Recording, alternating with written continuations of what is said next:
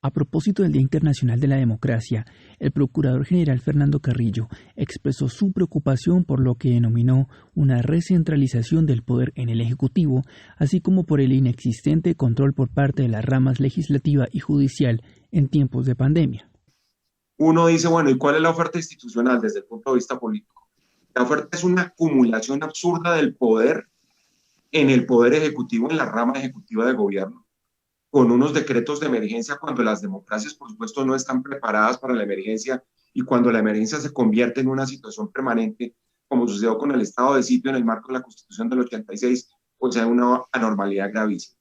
Un poder legislativo que no ha entendido su rol en la pandemia, que no ha hecho control político, que no ha vigilado los recursos públicos y una justicia virtual que está prácticamente arrinconada por el aumento de la conflictividad, de la litigiosidad y de la congestión que tarde o temprano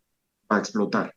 Ese gran filósofo español que es Innerarity dice en un libro que publicó hace unas pocas semanas, estamos llegando como a las COVID dictaduras o a la birocracia, al poder del virus, cambiando radicalmente lo que han sido unos esquemas de la democracia que estaban funcionando. En el caso nuestro, además,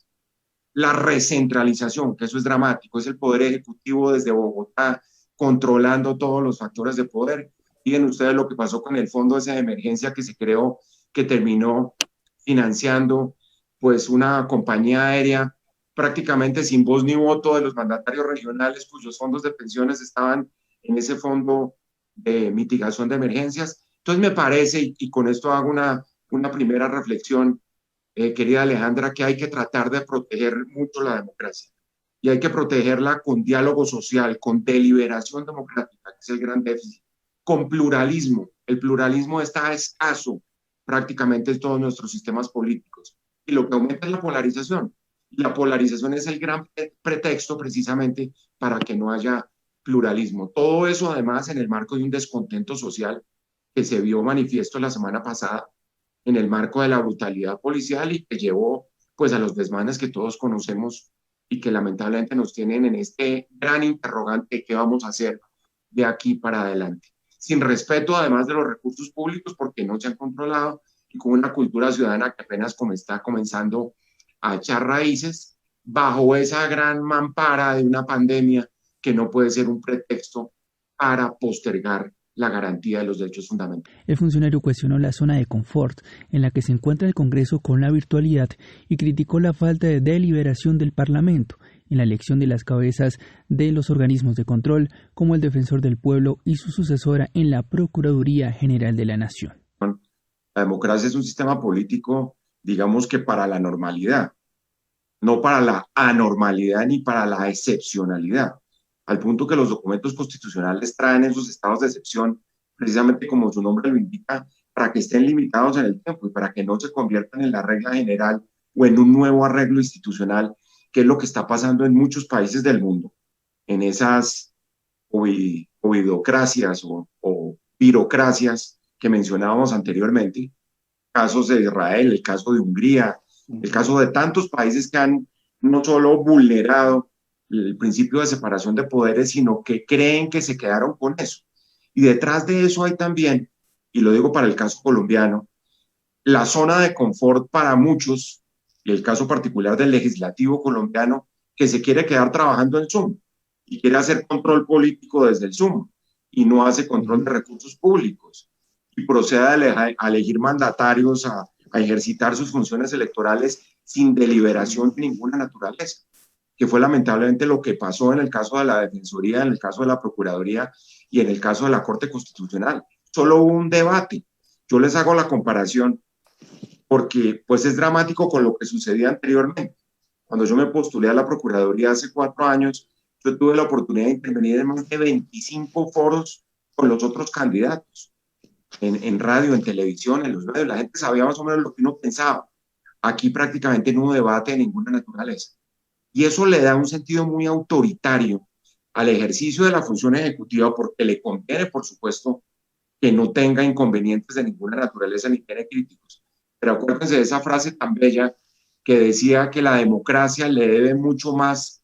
a los críticos que a los áulicos del propio sistema. Y eso se puede predicar de un gobierno. Un gobierno le debe agradecer mucho más a quien le dice la verdad y a quien lo critica con fundamento que a su comité de aplausos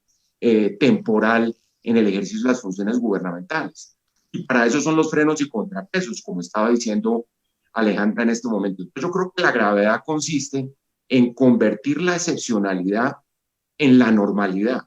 en convertir la postergación de los derechos, como lo vamos a discutir en el punto siguiente, por ejemplo, todo el derecho a la participación ciudadana, que yo diría es el sistema nervioso del sistema democrático, del régimen democrático, después de la Constitución del 91, la forma como ha sido vulnerado, limitado, esclerosado, condenado pues a hacer un ritual más que simplemente lo despachan en una hora citando a 3 o 4 personas por esta vía virtual. Y yo creo que eso es lamentable, porque si bien es cierto que la virtualidad llegó para quedarse, nos toca también examinar qué ha implicado la virtualidad en términos del ejercicio de los derechos democráticos de los ciudadanos. Yo creo que el balance es un poco complicado. Y es complicado además porque al fin y al cabo, como ya lo mencionábamos, pues la dictadura del Zoom implica que el pluralismo no existe, y ustedes lo han visto en los debates en el Congreso. Es quien controla pues la pantalla y el sonido el que termina reconduciendo un debate, y por eso los debates de control político nunca son los mismos de manera virtual como son de manera presencial. Y yo diría la presencialidad es un elemento esencial de alguna manera para el ejercicio de muchos derechos y libertades democráticas. Y yo creo que eso es la atención que hay que llamar. Yo creo que Luciano decía una cosa muy cierta, es que afortunadamente ha habido manifestaciones en el caso de algunas autoridades judiciales que han tratado como de ponerle un freno de mano a todo esto. Pero los demás están todos en la situación absoluta de confort. Los poderes legislativos, pues los órganos de control, ya todos alineados de alguna manera. Bueno, a mí me quedan todavía 120 días, eso vale la pena reiterarlo siempre, pero muy alineados además con la política del gobierno, que yo incluso se lo he dicho a muchos